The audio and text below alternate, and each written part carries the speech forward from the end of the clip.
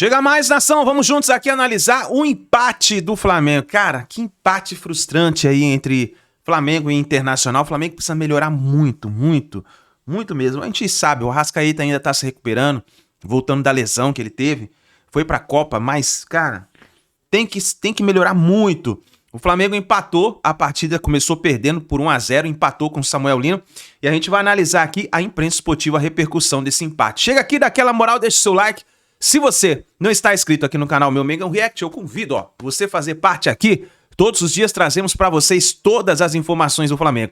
E já vai nos comentários, já coloca aí a sua análise. O que você achou da partida? Escreve aí nos comentários, créditos, canal ESPN. Vamos lá, para essa informação do Flamengo. Deixa eu estar. Até amanhã. Braileiro, Tchau, Marcelo. Boa noite. Tchau, até a boa próxima. noite. Agora sim, boa noite para Gustavo Zupac. Muito obrigado, muito boa noite. E também para Matheus Raimundo. Tudo bem, Marcela? Boa noite, companheiros, boa noite, Fã Esporte. Tudo bem, Matheus? Tudo bem. A gente acompanhou este jogo que a gente começa a ver os lances agora no Gigante da Beira-Rio. O empate entre Flamengo e Internacional, entre Inter e Flamengo. A gente vê aí, Colorado saiu na frente com o gol do Vitinho e o Flamengo empatou na reta final. Um empate, Marcela, que não foi bom em termos da classificação para ninguém, para nenhum dos dois. Vou dizer um negócio, vai perguntar pro torcedor do Colorado, mesmo pelo que apresentou o jogo, assistiu o jogo até ali, uma parte do segundo tempo, mas vai perguntar ao torcedor colorado, fica com aquele gostinho de que sim, poderia vencer, mas 1-1 contra o Flamengo, depois de um campeonato brasileiro que você não vence por nada nesse mundo, e depois do futebol que apresentou contra o Atlético Paranaense, meu amigo, tá tudo certo. Que assim, é um ponto que não muda o panorama do Inter do campeonato. Claro. É um ponto que mantém o Flamengo distante do Palmeiras, que tá jogando agora.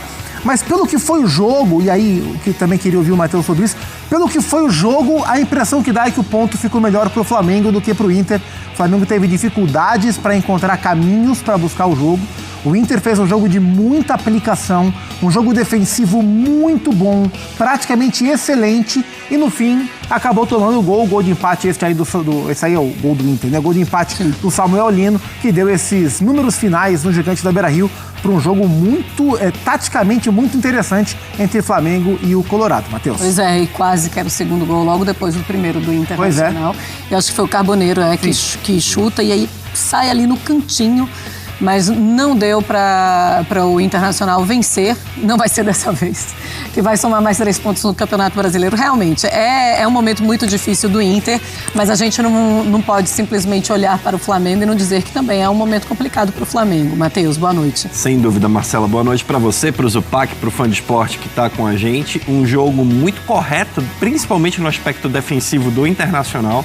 O Pesolano montou uma linha de 5 para tentar segurar o Flamengo e deixou com 3 homens de meio de campo um pouco mais adiantados e mais 2 atacantes lá na frente, muito compacto. E o Flamengo não conseguia ter uma das principais virtudes que a gente viu nos últimos anos, que é tentar acelerar o jogo. Se a gente pega as estatísticas da partida, a maior parte do tempo a posse de bola é flamenguista. Mas é uma posse de bola estéril, sem criar... Uma posse alta, na casa dos 70%, mais de 70%. Tipo, não é 55%. É na casa dos 70% de posse para o Flamengo, mas um Flamengo pouco criativo, que pouco acelerava as jogadas de meio de campo. Esse é o gol. É o lance do gol, exatamente. E no único vacilo defensivo do Inter. No jogo inteiro.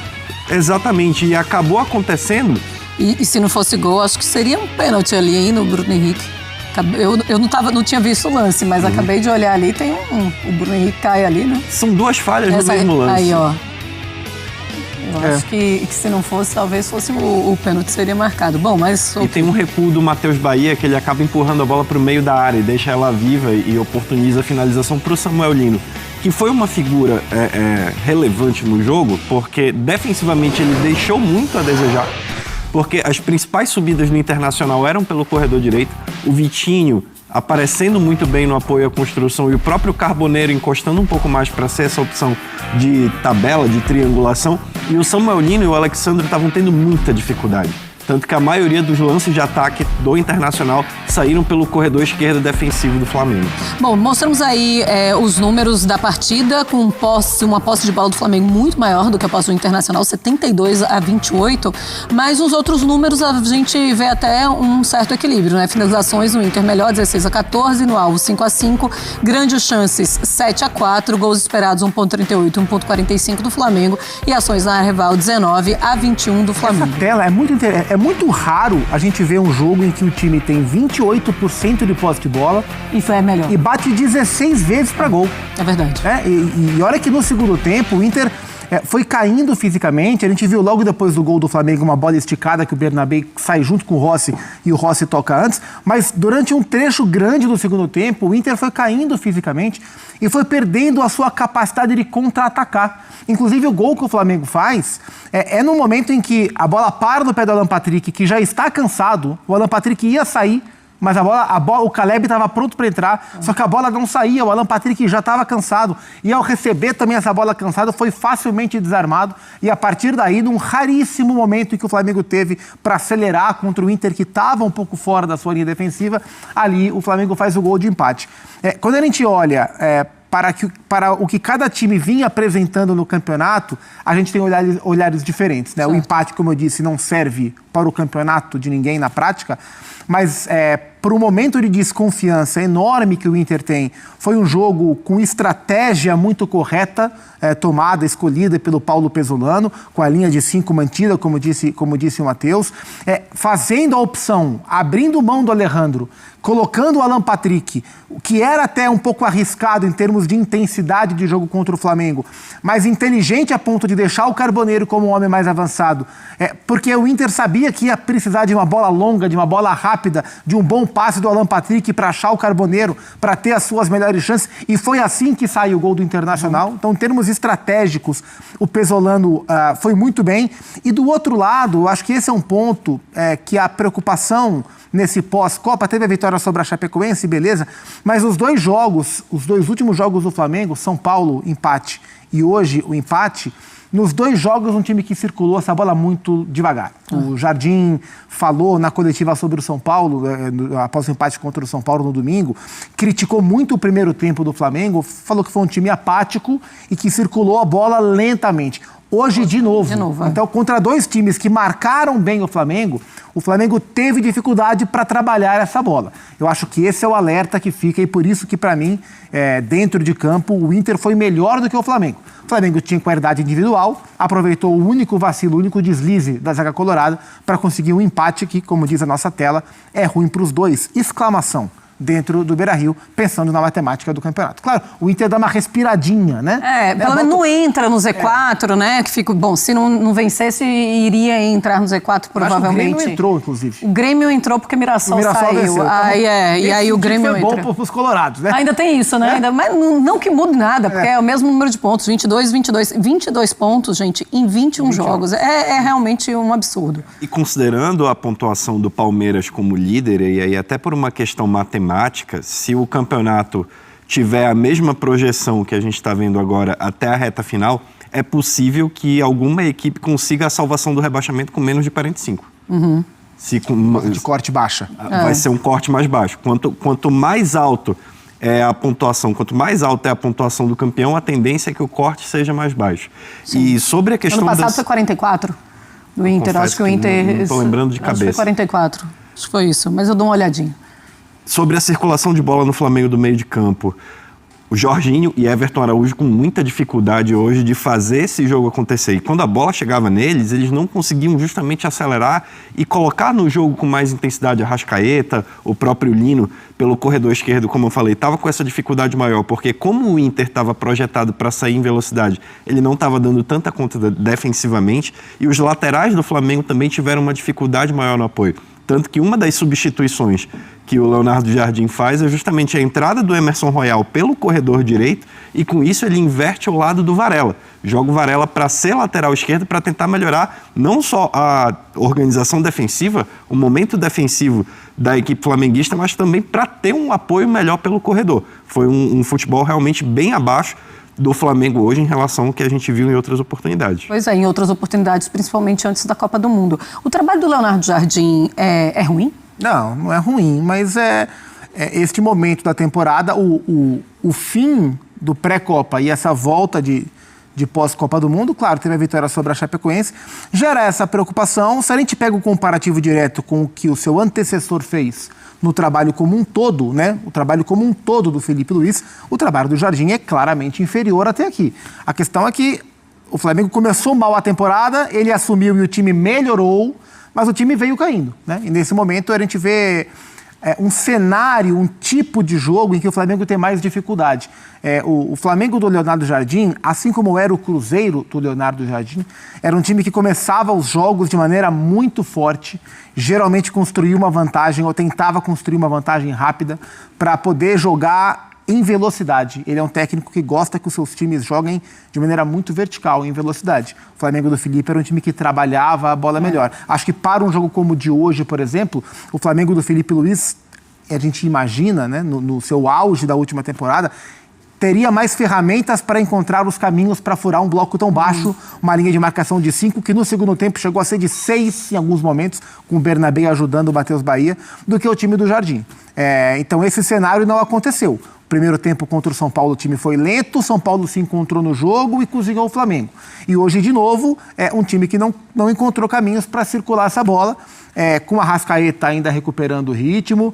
O Carrascal começou bem o jogo, mas depois foi caindo. Até o Carrascal sair, o Samuel Lino estava fora do jogo. Depois que o Carrascal saiu, o Lino mudou de lado. O Lino cresceu, a gente vai falar mais sobre ele já já. Então, assim, eu não acho que seja ruim o trabalho do Jardim, mas neste momento o Flamengo está jogando menos do que a gente imaginava. Isso passa por ele, não passa só por ele, mas evidentemente passa pelo trabalho dele também. Eu vou além, então, na pergunta, e depois você pode falar sobre a troca do Leonardo Jardim, do Felipe Luiz para o Leonardo Jardim, é uma troca equivocada? Sim, principalmente pelo contexto que ocorreu depois de uma vitória, uma goleada por 8-0 no Campeonato Carioca, ainda que o desempenho no início do ano não fosse tão satisfatório quanto foi na temporada passada. O Flamengo, ele vai até o final do ano, tem um calendário mais dilatado, tem férias maiores por conta disso, então naturalmente a dificuldade seria também maior, justamente para que o time entrasse em condição de competitividade maior em relação aos seus concorrentes diretos. Mas o trabalho do Leonardo Jardim, ele é um pouco abaixo da expectativa, sim, porque a gente esperava justamente que quando ele assumisse, tivesse um Flamengo que conseguisse ao menos controlar melhor o meio de campo. O Flamengo tem posse de bola, mas ele não necessariamente está no controle do jogo. Ter a bola no pé não quer dizer que você está jogando melhor, porque o Inter, mesmo com 20%, pouco mais de 25% de posse de bola, conseguiu atuar melhor que o Flamengo na partida hoje, porque ele desempenhou de acordo com o que o seu técnico gostaria. A aplicação defensiva e projeção de saída em velocidade no momento da recuperação da posse em transição rápida, contra-ataque.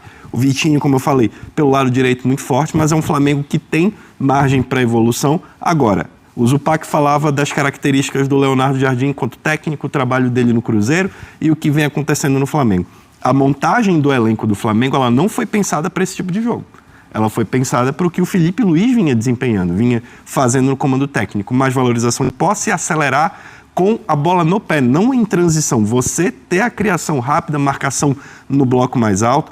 O Leonardo Jardim, tentando construir essa vantagem cedo, a maioria dos jogadores tem como ideia ou como característica o futebol que o Felipe Luiz entendia que deveria ser desempenhado por aquele time. Tem um choque natural, isso fica lá atrás, mas quando o Flamengo enfrenta blocos muito baixos, como foi o caso hoje do Internacional, ele acaba apresentando essa dificuldade. Ele tem a bola no pé, mas furar o bloqueio. Se não acelerar com troca de passe e fazer com que alguma atração de defensor aconteça para que o espaço apareça na costa, aí vai ficar difícil, como foi hoje. Pois é, e aí é trabalho do Leonardo Jardim encontrar esse jeito de jogar contra times, e a maioria dos times jogando contra o Flamengo vai jogar dessa maneira. Que vai ficar se expondo de peito aberto e de graça para o Flamengo. O melhor elenco. É bobo, né? E a maioria dos jogos que o Flamengo vai enfrentar vão ser como esse. É isso. Exatamente, claro. Ninguém vai entrar contra o Flamengo pensando, ainda mais um Internacional com uma crise gigante que está vivendo. Bom, temos alguns jogadores em entrevista logo depois da partida, o Varela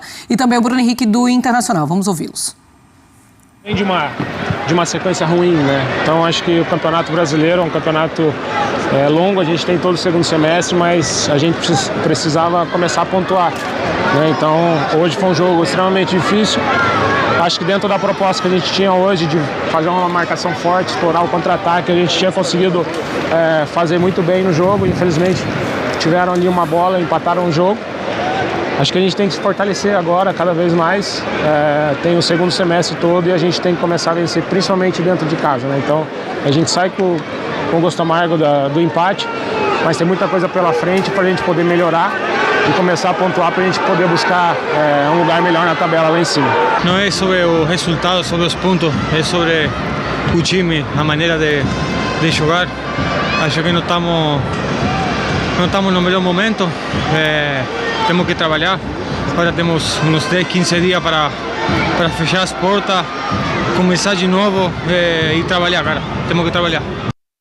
Bom, tá aí, então. É começar de novo depois da parada da Copa do Mundo para ver se consegue apresentar um melhor futebol. Tem um ponto que ele fala de agora tem 10, 15 dias, porque como o Flamengo caiu precocemente para o Vitória na Copa do Brasil, o Flamengo ganha um respiro para trabalhar para a volta do Campeonato Brasileiro. É só na outra, porque né? o normal era o Flamengo ter jogos da Copa do Brasil, né? Mas dentro dessa oscilação do Flamengo na temporada, da queda de rendimento que vem acontecendo nos últimos jogos antes da Copa do Mundo e continuando nesse pós-Copa do Mundo, o Flamengo ganhou de prêmio de consolação tempo para tentar trabalhar, porque uma coisa é o Flamengo deixar pontos pelo caminho, com volume de jogo, criando muita chance, com o goleiro adversário sendo melhor em campo, embora o Matheus Cunha tenha feito um bom jogo hoje, goleiro que era do Flamengo, inclusive, revelado pelo Flamengo, estava no Cruzeiro, agora está no Inter, mas o que chama a atenção é que, para além dos pontos perdidos, é a maneira que o Flamengo se comportou. Quando o Flamengo tem dificuldade para encontrar caminho, para criar grandes chances,